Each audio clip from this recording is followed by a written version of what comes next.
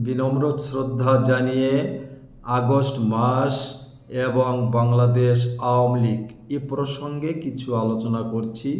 আপনারা জানেন জাতির পিতা বঙ্গবন্ধু শেখ মুজিবুর রহমানকে 1975 সালের 15ই আগস্ট হত্যা করা হয়।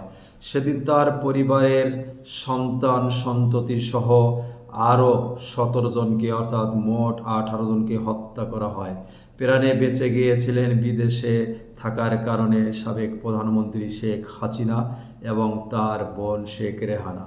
2004 সালের 21শে আগস্ট বঙ্গবন্ধু এভিনিউতে বাংলাদেশ আওয়ামী লীগের জনসভায় গ্রেনেড হামলায় সাবেক রাষ্ট্রপতি জিল্লুর রহমানের স্ত্রী আইভি রহমান সহ 24 জনের প্রাণ দিতে হয়েছিল। সেদিন গ্রেনেড হামলায় অল্পের জন্য সেদিনও বেঁচে গিয়েছিলেন সাবেক প্রধানমন্ত্রী শেখ হাসিনা।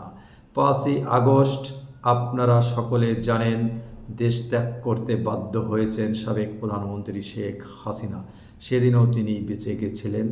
আওয়ামী লীগের নেতাকর্মীদের অত্যাচার হয়েছে, হত্যা করা হয়েছে। 17ই আগস্ট একযোগে সারা বাংলাদেশে সিরিজ বোমা হামলা করা হয়েছিল।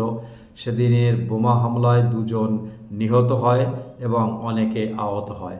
আগস্ট মাস বাঙালির জন্য না হলেও বাংলাদেশের আওয়ামী লীগের জন্য একটি কলঙ্কিত মাস, দুঃখজনক মাস, কষ্টদায়ক মাস, বেদনাদায়ক মাস। এ মাস আসলেই আওয়ামী লীগের নেতা কর্মীদের অনেককে হারাতে হয়, অনেককে জীবন দিতে হয়, অনেকের মামলা খেতে হয়, অনেকের বাড়ি ঘর ত্যাগ করে পালিয়ে বাঁচতে হচ্ছে বা বাঁচতে হয়। আপনাদের যে দিনগুলো বললাম অনেকে হয়তো ভুলে গেছেন, অনেকে হয়তো ভোলেন নাই। এজন্যই আগস্ট মাস আওয়ামী লীগের জন্য খুবই দুঃখজনক, কষ্টদায়ক একটি মাস। এ মাসে আওয়ামী লীগকে সবচেয়ে বড় অর্জনগুলো হারানোর ষড়যন্ত্র চলেছিল এবং তাদের প্রিয় নেতা বাঙালির স্থপতি জাতির পিতা বঙ্গবন্ধু শেখ মুজিবুর রহমানকে হারাতে হয়েছে অগণিত ভাই বোনদের, হারাতে হয়েছে আওয়ামী লীগের বিভিন্ন পর্যায়ের শীর্ষ নেতৃবৃন্দদের। তাই আগস্ট বাংলাদেশ আওয়ামী লীগ কখনো ভুলতে পারে না, বারবার স্মরণ করে দেয় আগস্ট তাদের বিরুদ্ধে ষড়যন্ত্রের কথা, হত্যার কথা। আগস্ট এমন একটি কলঙ্কজনক, দুর্ভাগ্যজনক মাস আওয়ামী লীগের জন্য।